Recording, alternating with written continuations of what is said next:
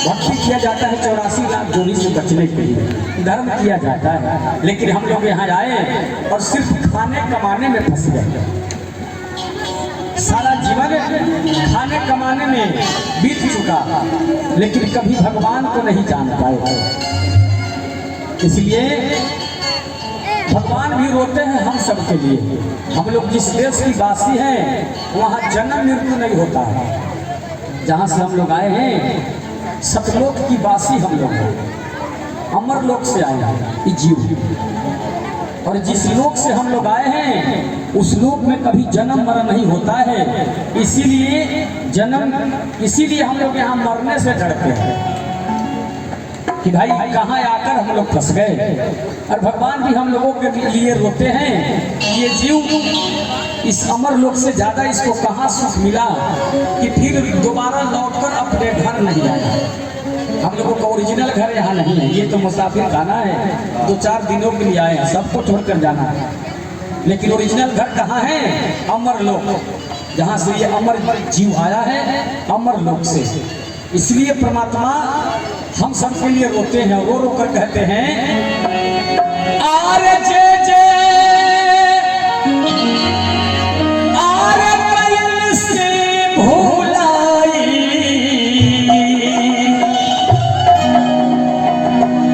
समझ में नया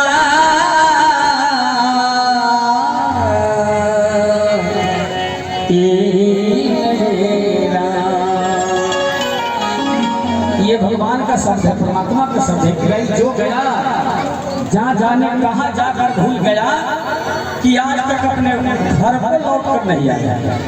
इसलिए कहे आरे जे जे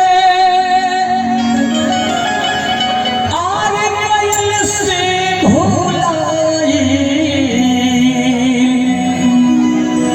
समझ में नया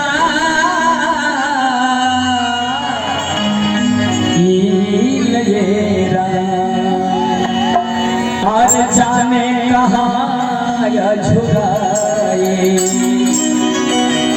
जाने कहाँ या झुराए लौट के नया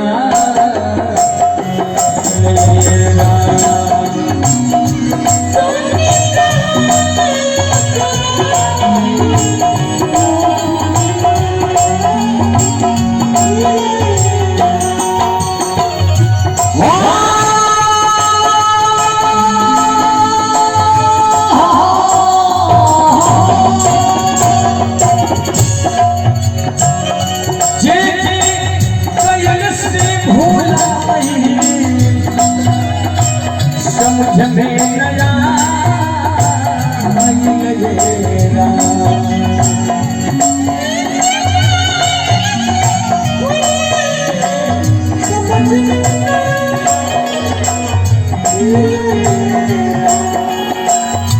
जाने कहाँ या झुराए, जाने कहाँ या झुराए लौट के नया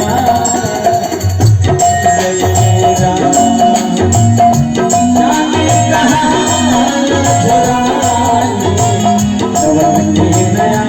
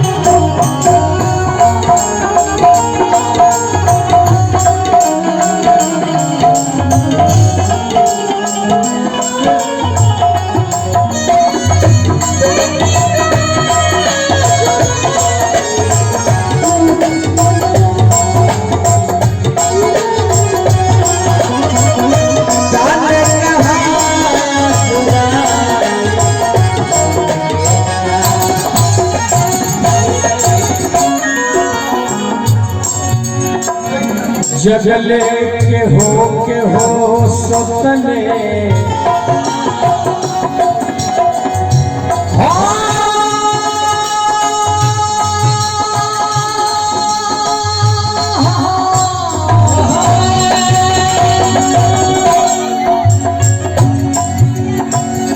जगले के हो सुतले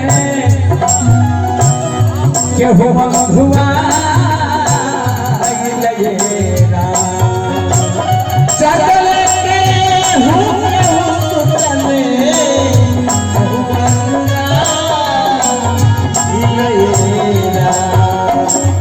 जगले के हूँ सुतले यहाँ जागल के जब भगवान के भक्ति कैलस हनुमान जी महाराज मीरा सबरी रविदास जी सुपन भगत ये लोग जागल जे भगवान के भक्ति कैले और सुत गई जे खाली खाए कमाए में अधूरा गई वो सुत गई आज ये अंकुआ गई वो कुछो ना कर पौलस और केहुआ के भटुआ गई ओकरा समझ में ना आई कि हम मनुष्य जीवन काहे खातिर हमरा मिलल बा इससे परमात्मा के भाव लागल पहले जगल के हो सुतले के हो बंधुआ लगेरा के हो भगवा के हो भगवा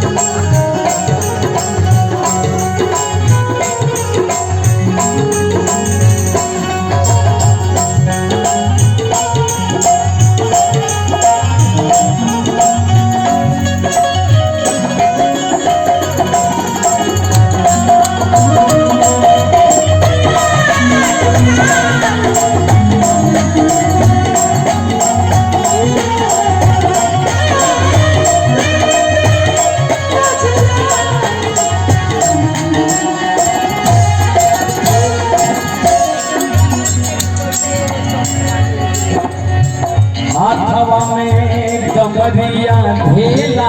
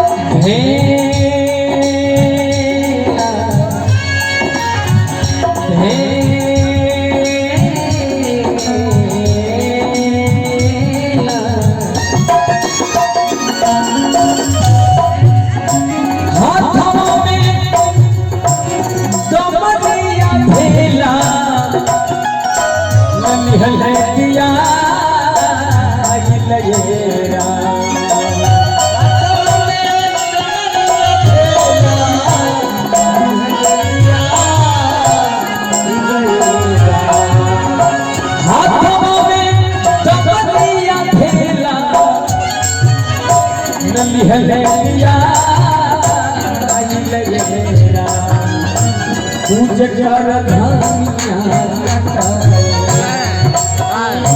पूज कर धनिया कटा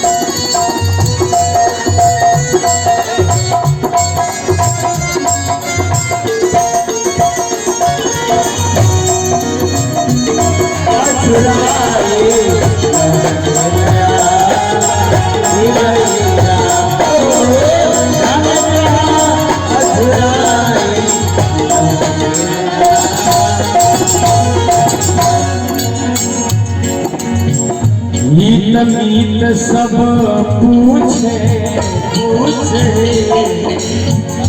हित मीत सब पूछे केहू के ना जना लयेरा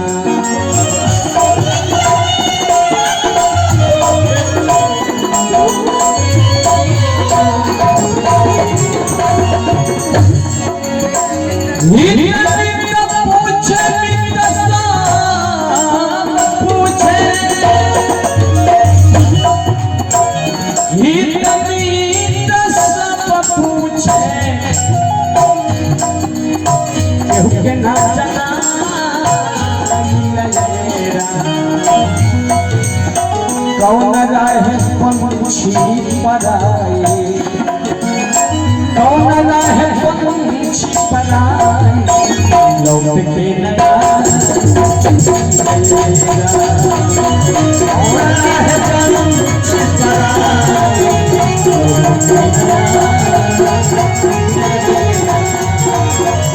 जे कहीं से भुलाई समझ में लगा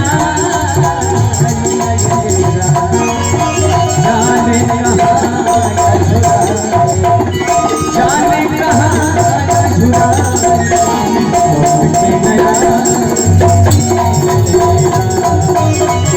जाने कहाँ झुरा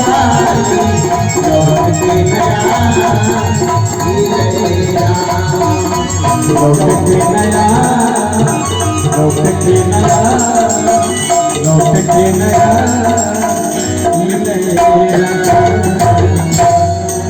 बोलिए साँचे दरबार की।